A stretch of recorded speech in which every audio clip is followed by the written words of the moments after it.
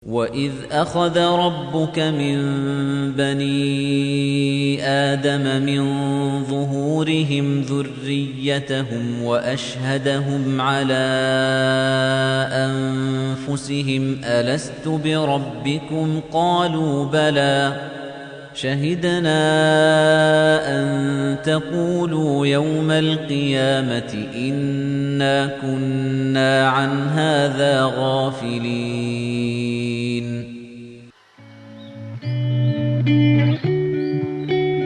Assalamualaikum warahmatullahi wabarakatuh. Alhamdulillahirrabbilalamin. Alhamdulillahirrabbilalamin. Alhamdulillahirrabbilalamin. Mengawali tahun 2021, hari ini tanggal 1 Januari, saya beserta tim dari Jelajah Fitrah Academy memulai menemani para ayah, bunda, dan para pejuang dari pejuang fitrah, insya Allah. Hari ini seperti tadi tentang bagaimana Allah menanyakan pada kita tentang fitrah keimanan. Apa sih fitrah keimanan? Insya Allah kita akan bedah dalam kelas online Bunda Juara. Ya, sahabat pejuang fitrah, nah, Masya Allah. Jadi sesungguhnya sebelum kelahiran kita, sebelum kelahiran anak-anak kita, sebelum kelahiran semua insan yang hidup di dunia, Allah telah bertanya, bukankah aku Tuhanmu? Ya, kami bersaksi bahwa Engkau adalah Tuhan kami. Dari kata-kata yang tercantum dalam ayat Al-Quran tersebut, di situ tercantum makna yang sangat dalam bahwa kita, anak-anak kita, manusia yang hidup di bumi ini dari semenjak dahulu sampai sekarang atau sampai akhir zaman, mengakui bahwa hanya Allah lah Tuhan mereka, Tuhan kita, Tuhan saya, dan Tuhan kita semua. Kita telah bersaksi, kita telah berserah diri, dan kita telah bersyahadat sesungguhnya. Masya Allah. Jadi sebelum kelahiran kita, anak kita sudah beriman kepada Allah. Disitulah fitrah keimanan, inti dari fitrah keimanan. Jadi setelah kita lahir, setelah anak kita lahir ke dunia, betul apa yang dikatakan oleh Rasulullah dalam hadis, bahwa setiap anak yang dilahirkan dalam keadaan fitrah. Dalam keadaan fitrah, salah satu fitrah yang akan kita bahas hari ini adalah fitrah keimanan. Jadi sesungguhnya setiap manusia yang lahir itu sudah beriman. Konteks dan konten beriman itu berarti sudah bisa mengakui Allah sebagai Tuhan satu-satunya di dalam kehidupan. Jadi kalau bahasa yang jauh lebih sederhana, anak-anak kita lahir itu dalam keadaan Masya Allah soleh dan soleha. Bayi lahir sudah soleh dan soleha. Namun pada kenyataannya sekarang banyak fitrah keimanan yang sakit, tidak mengetahui siapa Tuhannya, punya Tuhan-Tuhan lain, mentuhankan benda, mentuhankan tokoh manusia. Takut bukan kepada Allah, tapi takut tidak naik kelas, takut miskin, takut tidak populer, takut tidak bisa membaca dan menulis. Untuk anak-anak kita yang mau masuk SD, itu hanya contoh kecil saja ya. Tapi jauh yang lebih memprihatinkan kita adalah ketakutan kepada selain daripada Allah.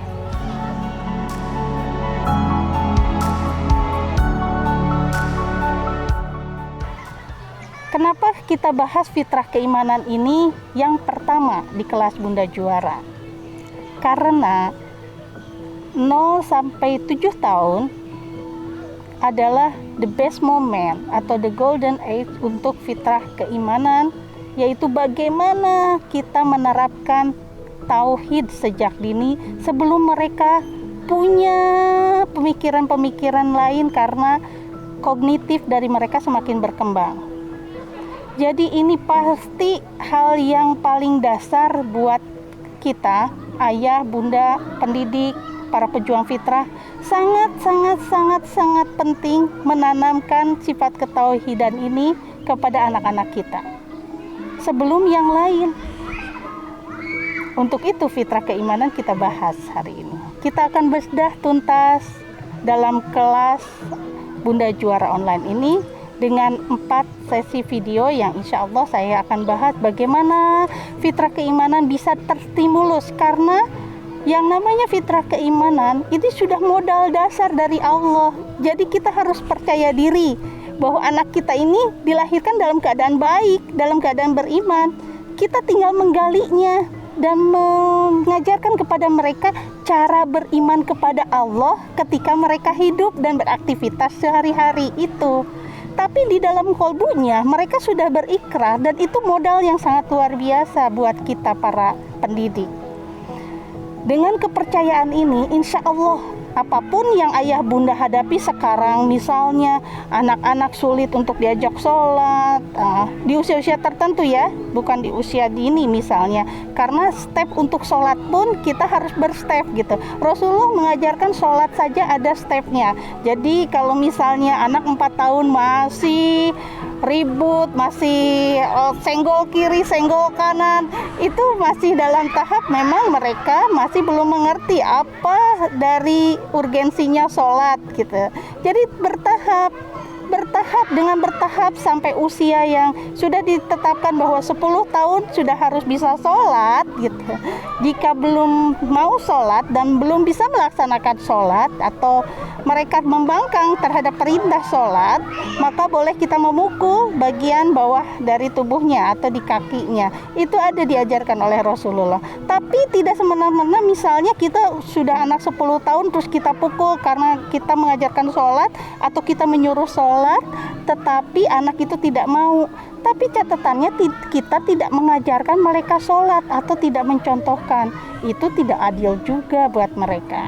Jadi dengan fitrah keimanan ini dan melalui stimulus tahap demi tahap sejak mereka lahir sampai mereka di usia yang harus bertanggung jawab terhadap fardu ainnya, insya Allah itu tidak akan ada tantangan yang berarti. Mungkin kita hanya mengingatkan saja on time bahwa sholat harus on time, bahwa sholat harus azan kita sholat, azan kita sholat, mungkin itu. Tapi untuk supaya anak sampai dimarahi atau kita berkonflik, bertengkar dengan anak karena anak tidak mau sholat gitu, auzubillah min dzalik, kita tidak menginginkan itu. Itu fardu ain. Dan pada dasarnya fitrah keimanan ini adalah fitrah yang melindungi semua fitrah-fitrah lain. Kenapa? Karena ketika perintah dari Allah untuk bersujud kepada Allah disertai dengan kepatuhan-kepatuhan lainnya. Kepatuhan terhadap orang tua, kepatuhan terhadap guru, kepatuhan terhadap fitrah yang lain. Jadi the bestnya adalah fitrah keimanan. Untuk itu saya selalu mendengungkan fitrah keimanan ini adalah yang pertama yang harus distimulus kepada anak. Masya Allah, masih kurang percaya diri nih gitu. Bagaimana fitrah keimanan ini telah terinstal. Sekali lagi, fitrah keimanan ini Allah sudah siapkan. Kalau saya ibaratkan, Allah telah menyiapkan wadahnya. Wadah yang sangat kuat. Perjanjian antara kita dengan Allah itu perjanjian tertinggi, Masya Allah. Perjanjian tertinggi. Allah bertanya kepada kita, bukankah aku Tuhanmu? Ya, kami bersaksi. Itu modal yang sangat kuat untuk kita percaya diri bahwa anak kita bisa berubah. Percaya diri bahwa anak kita bisa diajarkan sholat. Percaya diri bahwa anak kita bisa diajarkan fardu ain dan kegiatan aktivitas lainnya menyangkut keimanan. Saya selalu bersemangat karena saya harus bisa memberikan transfer ini kepada ayah dan bunda, kepada para pejuang dari fitrah. Fitrah keimanan letakkan pertama kali dalam pendidikan anak. Setelah itu fitrah yang lainnya mengikuti. Karena kalau fitrah keimanan ini masih under stimulus atau masih di bawah stimulus atau tidak terstimulus atau terlewati, berat rasanya untuk melaksanakan fitrah lainnya. Kenapa berat? Satu contoh, fitrah belajar. Anak-anak dengan fitrahnya selalu ingin belajar.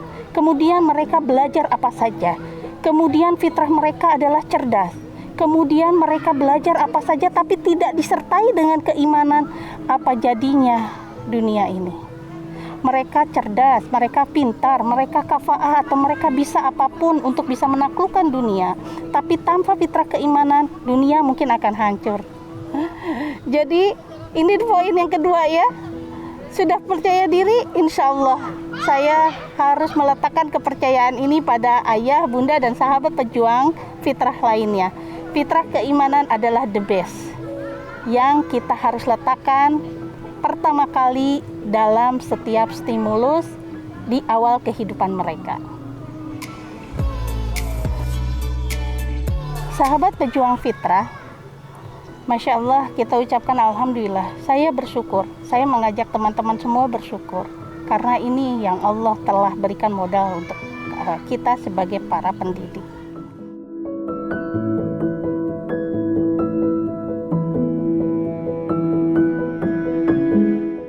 Ini yang dinamakan dari jihad kita, yaitu belajar, berjuang, mengatasi tantangan, hambatan, dan gangguan kalaupun ada dalam memberikan stimulus.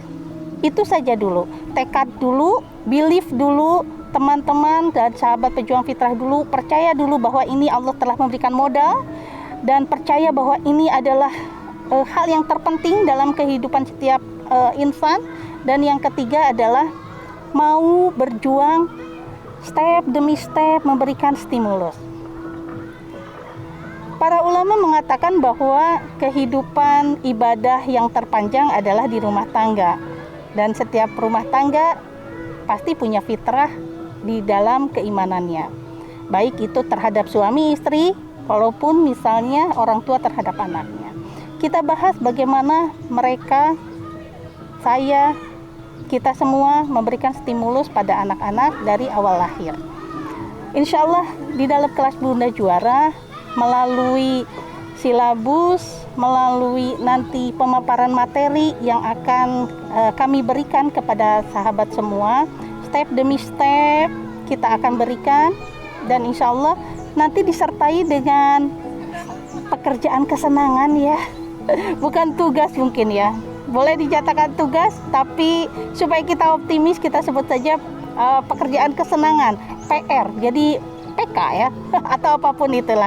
Tapi homeworknya, stimulus yang kita akan lakukan itu pasti harus dieksekusi di dalam kehidupan. Karena kalau kita hanya bicara soal teori menyatakan ini, kalau anak kita fitrahnya ini, tumbuh kembangnya seperti ini, nalarnya seperti ini, kognitifnya sudah seperti ini, di usia-usia tertentu mencapai A, B, C, D atau A, B, C, D dan lain sebagainya, itu hanya di dalam teori tapi tidak eksekusi, tidak dilaksanakan tahap demi tahap, maka kita tidak akan mengetahui hasilnya seperti apa.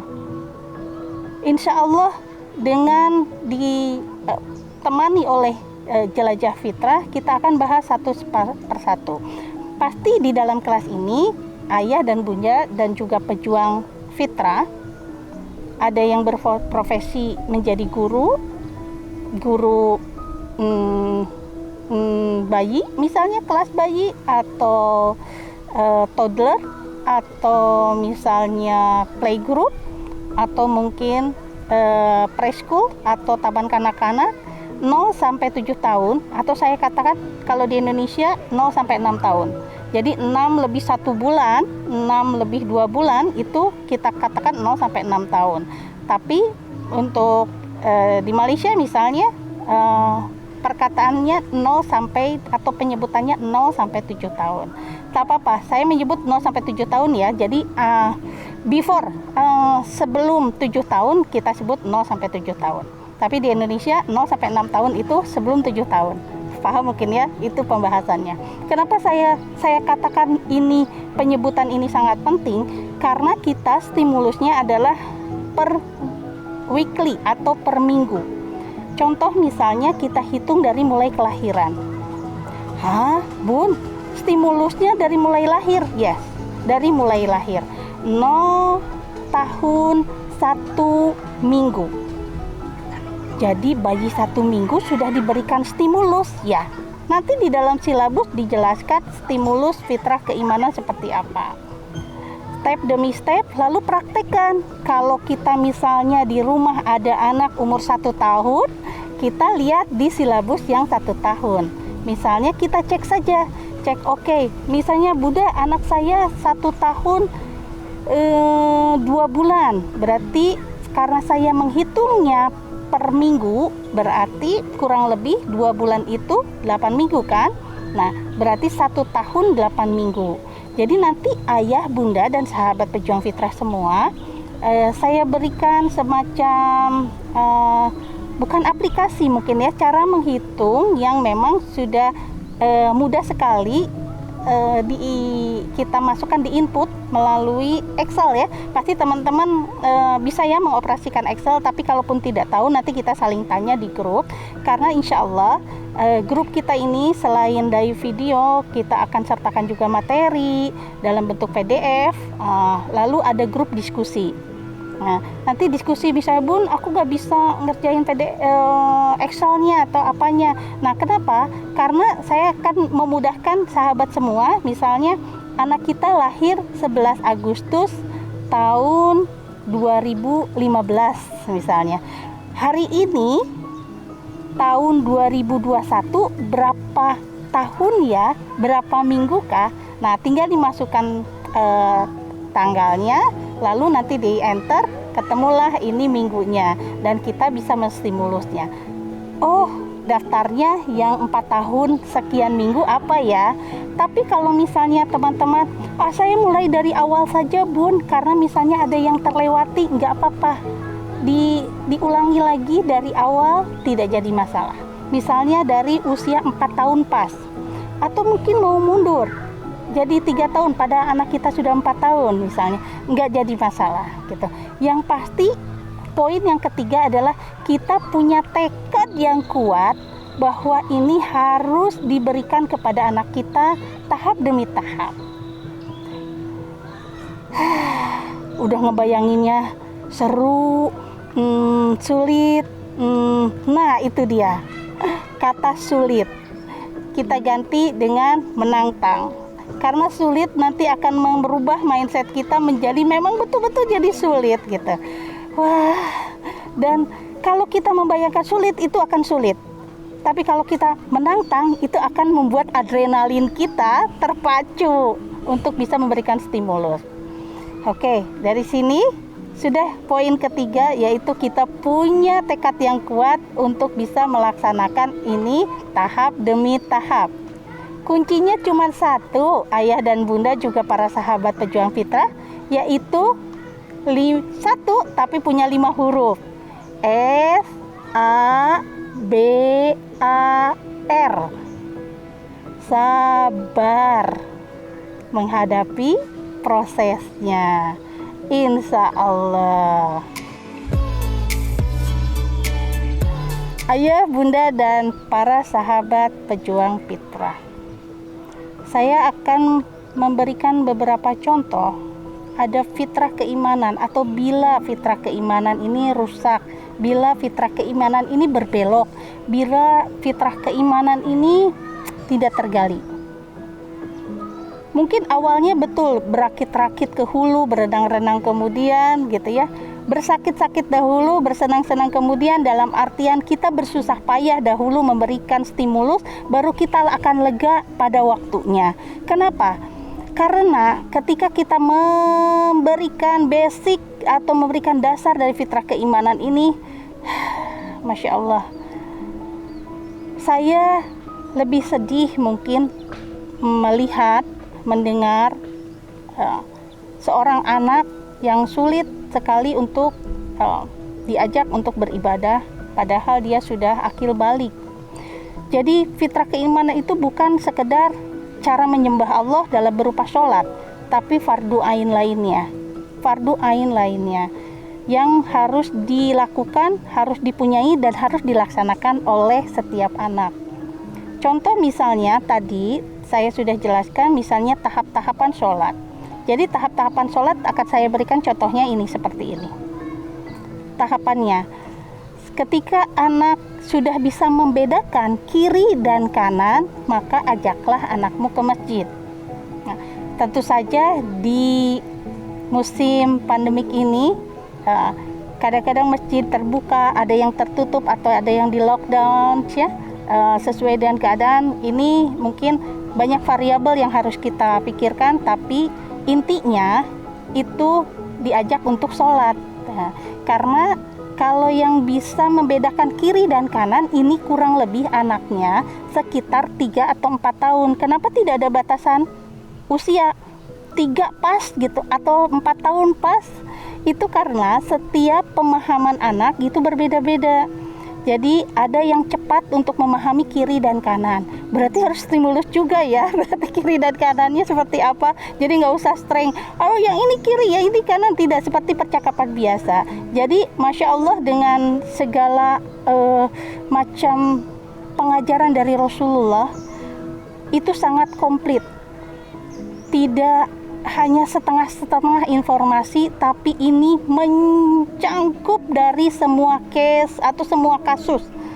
Contoh kenapa tidak ada batasan yang jelas antara membedakan kiri dan kanan. Karena beberapa anak ada yang mau 4 tahun baru dia bisa membedakan kiri dan kanan. Nah, teman-teman kecuali misalnya ada gangguan pertumbuhan dan perkembangan atau gangguan pertumbuhan dan perkembangan yang kita namakan beberapa labeling yang sudah ditetapkan oleh para ahli ya.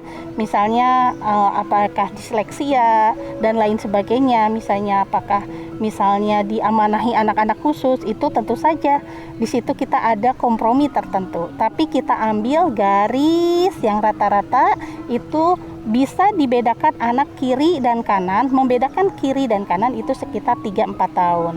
Nah, ajaklah dia ke masjid. Dalam artian, dulu zaman Rasulullah sholat di masjid, laki-laki itu selalu di masjid kan. Nah, contohnya mungkin laki-laki, tapi bagi yang anak perempuan bisa diajak oleh ibunya di rumah gitu, tentu saja. Dan tanpa disangka sekarang laki-laki dan perempuan bisa di rumah sholatnya ya. Seperti beberapa bulan yang lalu kita tidak ke masjid gitu karena pandemi ini.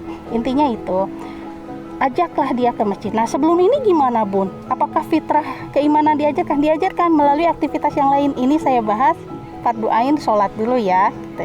Nah, diajak. Nah, sebelum diajak, itu pasti kita melakukan aktivitas sholat. Dari mulai mereka bayi bisa melihat kita, mereka melihat aktivitas sholat.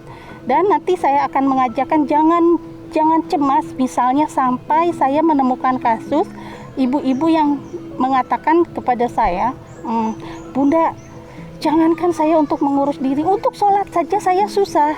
Maksud Bunda, karena anak saya nggak bisa ditinggal.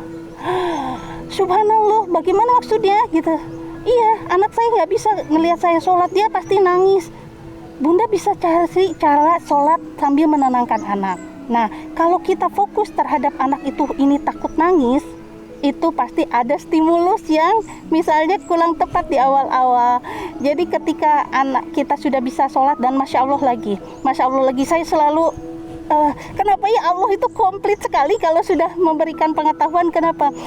Perempuan yang pada dasarnya adalah madrasah utama, madrasah pertama kali kepada anak, itu setelah melahirkan itu tidak sholat dulu kurang lebih 40 hari, iya kan, dari masa nifas. Jadi itu konsentrasi kepada anak. Jadi saya selalu berpikir setelah 40 hari kita bisa sholat, kita setelah beres nifas, kita telah bersih, kita bisa sholat dan anak itu bisa dikondisikan oleh Allah. Jadi waktu newborn, waktu pertama kali memang anak nggak bisa kita tinggalkan. Itu karena kita pun tidak bisa sholat. Kita tidak melakukan fardu yang lain, fardu ain yang lain, sholat, dan kita cenderung mendampingi anak-anak tidak puasa juga ya, karena kita tidak sholat berarti kita tidak puasa, dan melakukan aktivitas lain yang terbatasi karena kita sedang nifas misal. Itu Masya Allah. Dan setelah 40 tahun saya langsung melihat pada anak saya ini sudah 40 hari, bukan 40 tahun, 40 hari maksud saya. 40 hari, berarti anak saya sudah bisa diajak sholat. Masih bayi, ya. Saya minta izin ketika azan, alhamdulillah nak, sudah azan, bunda sholat dulu ya. Jadi saya letakkan anak saya melihat saya sholat. Jadi tidak saya susuin dulu nunggu sampai tidur. Karena anak-anak menyusui bisa 1-2 jam. Apalagi laki-laki misalnya bisa seperti jet pump kalau menyusui anak laki-laki. Tidak puas-puasnya. Nah, bukan kebetulan ya, anak saya pertama adalah perempuan. Jadi menyusuinya memang 1-2 jam. Sedikit saja atau bahkan 30 menit dia sudah tertidur. Tapi jangan menunggu sampai dia tertidur. Kalau memang sudah waktunya sholat, katakan, bunda sholat dulu ya, sekarang bunda wudhu dulu. Kita telah diberikan fasilitas banyak permainan di era modern seperti ini ya. Ada mainan gantung, mainan gigit-gigit atau apapun, karena sekitar newborn itu sudah ada pegangan, dia bisa memegang. Walaupun dia belum jelas terhadap kontur atau misalnya wajah kita, tapi dia sudah ada bayangan. Kita bisa, tapi pendengaran kalau tidak ada gangguan dia sudah mendengarkan. Karena kenapa percaya diri? Bunda emang ngetes dan lain sebagainya pakai alat telinga, bukan cuma itu dokter yang ngetes ya. Tapi kepercayaan diri kita ada lagi, Masya Allah lagi ya. Allah memerintahkan melalui Rasulnya ketika anak itu lahir harus diberikan azan kan dan qomat, berarti pendengaran itu sudah tumbuh dengan sempurna. Dan ketika dalam kandungan, orang di barat sudah memberikan Mozart, Beethoven atau klasik lainnya, kita perlu murojaah. Kita murojaah sampai kepada janin kita. Sudah bisa mendengar? Ya, sudah bisa mendengar. Berarti kita pamit, kita minta izin pada anak kita untuk wudhu dan sholat, insya Allah dia mengerti. Kenapa? Kita harus percaya diri nih, percaya diri dan percaya pada Allah bahwa anak kita sudah mengakui Allah sebagai Tuhannya. Berarti kalau ibunya mau sholat, Allah sudah setting dia. Gitu ya, iya. Tapi kalau kita ada keraguan, nggak tega ninggalin atau gimana dan lain sebagainya, takut nangis, maka nangislah. Akan nangislah. Jadi kita kepercayaan diri dan kepercayaan pada Allah juga ini berawal dari para bunda juga. Keren kan? Keren banget menurut saya. Ya, kita minta izin pada dia untuk sholat dan letakkan dia di hadapan kita. Sholat. Ketika dia sudah bisa berlari, dia sudah tapi maaf ya bunda, misalnya kalau kita akan sholat ya tentu saja kita harus tahu aturan dari toharohnya. Tentu saja anak kita pakai diapers untuk menghindari kalau dia menghampiri kita ketika kita sholat. Karena 1 tahun atau ketika dia sedang merangkak menghampiri kita itu dalam keadaan yang insya Allah bersih ya, tidak membasahi dengan air pipisnya ke sajadah kita atau kena kita.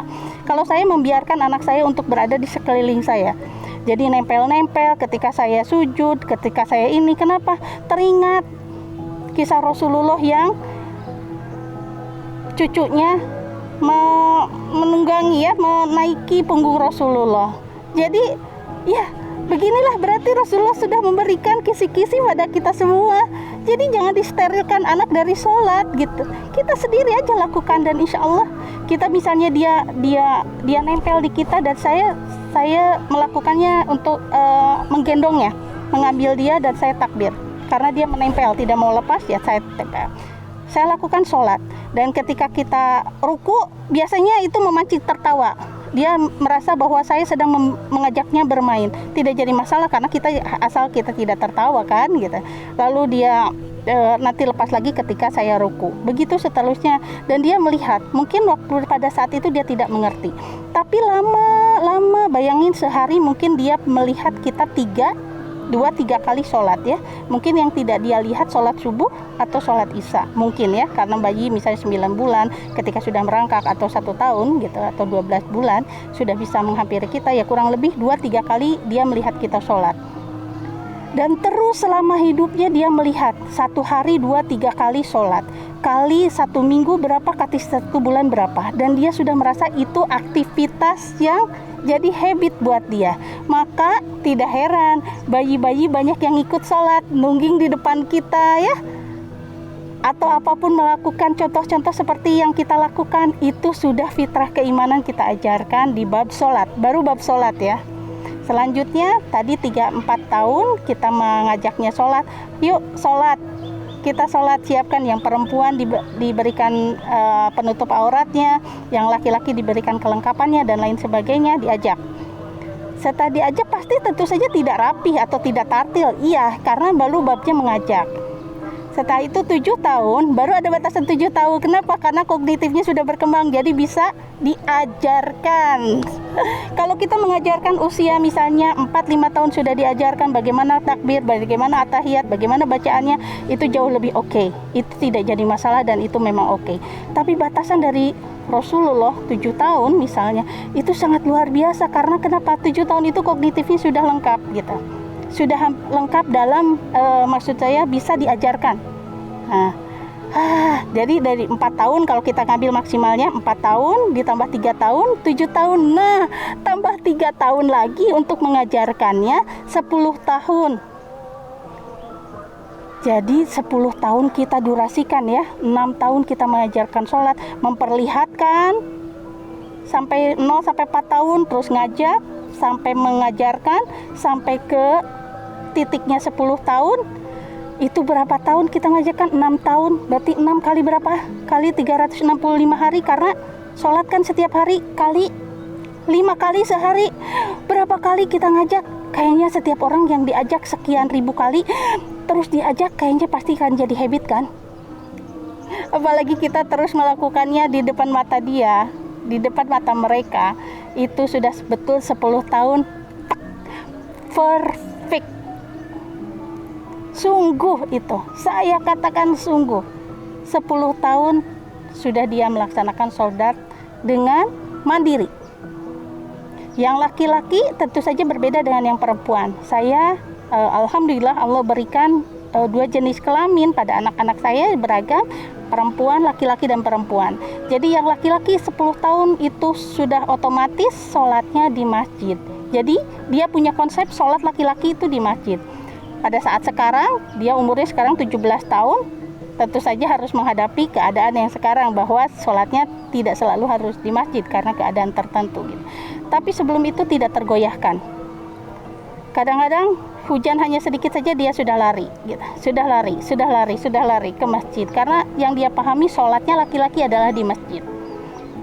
Itu perjuangan ya, perjuangan dari awal. Dari kita harus pertama optimis. Ini baru bab sholat, belum nanti bab menutup aurat gitu.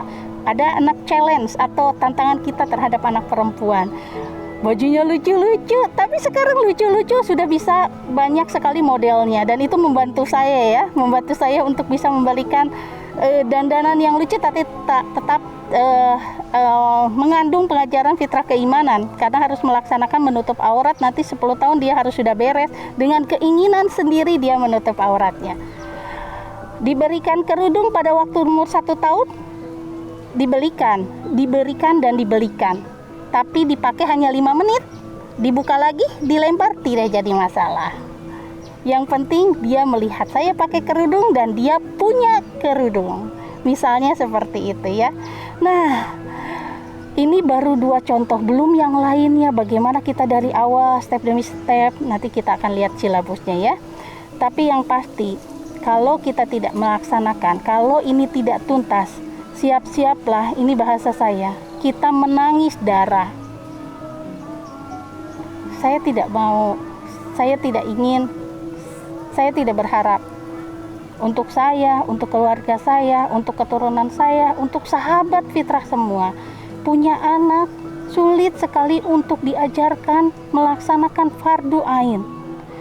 Innalillahi, astagfirullahaladzim. Kita semua tidak menginginkan ini. Bagaimana susah payahnya?